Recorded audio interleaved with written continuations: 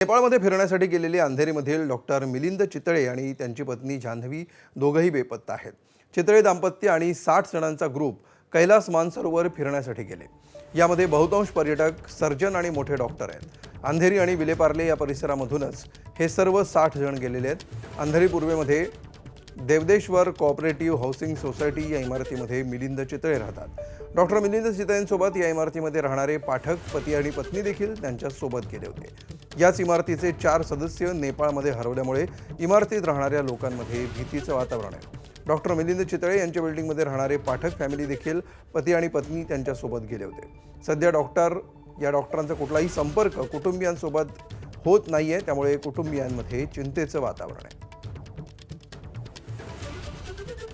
तर मला काही माहित नव्हतं, आताच मला काय कळलं का रात्री आम्हाला कळलं काय डॉक्टर असे हरवले असं आम्हाला कळलं। आम्हाला धसका खूप बसलेला आहे। विनंती म्हणजे आम्ही म्हणतो सरकारने त्याने शोधून काढायचं, एवढंच आमची अपेक्षा आहे। खूप आज मग माझी तब्येत बिघडली बघ। आज माझे मिस्टरला आम्ही बोलतो, रात्रीच मी बोलते आता मला सांगतो हो डॉक्टर असं झालं, मला काय सांगते एकदम आम्हाला धसका बसला। आज माझं फॅमिली हा डॉक्टर, आज मला खूप आजारी होते, हेच म्हटलं औषध पाणी घ्या हे बोलायचे। एवढं चांगलं होतं डॉक्टर, आम्ही एवढं प्रार्थना करते म्हणजे सुखी प्रमाणे येऊ दे इकडे, एवढंच माझं म्हणणं। तर कैलास मानसरोवरमध्ये मिसिंग असलेल्या मुंबईतल्या 60 पर्यटकांना शोधण्यासाठी शिवसेना आमदार मुर्जी पटेल यांच्याकडून युद्धपातळीवर प्रयत्न सुरू आहेत। आमदार मुर्जी पटेल यांच्या अंधेरी मतदारसंघातील 4 जण नेपाळमध्ये बेपत्ता डॉक्टर मिलिंद चितळे परिवार आणि पाठक परिवार हे सगळे अंधेरी मतदारसंघातले आहेत। डॉक्टर मिलिंद चितळे प्रत्येक वर्षी ग्रुप घेऊन ट्रेकिंगसाठी जात असतात। मी महाराष्ट्र राज्याचे उपमुख्यमंत्री आणि मुख्यमंत्री दोघांशीही महाराष्ट्र शासनाशी संपर्क केलेला आहे। महाराष्ट्र शासन सेंट्रल गव्हर्नमेंटशी संपर्क करून नेपाळ सरकारशी संपर्क चालू आहे।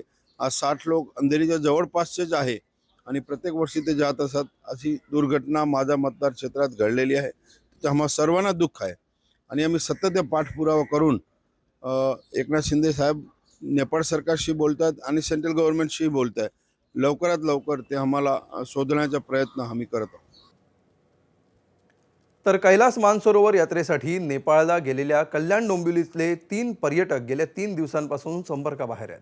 कल्याण पश्चिमेतील संजय पाटील आणि त्यांच्या पत्नी नलिनी पाटील तसंच डोंबिवलीमधील सुनील सुभेदार यांचा यामध्ये समावेश आहे। दरम्यान पाटील दाम्पत्य राहत असलेल्या इमारतीतल्या शेजाऱ्यांना सुद्धा या घटनेचा मोठा धक्का बसला असून त्यांच्या सुरक्षित परतीसाठी शेजाऱ्यांनी भावनिक आवाहन केलं आहे।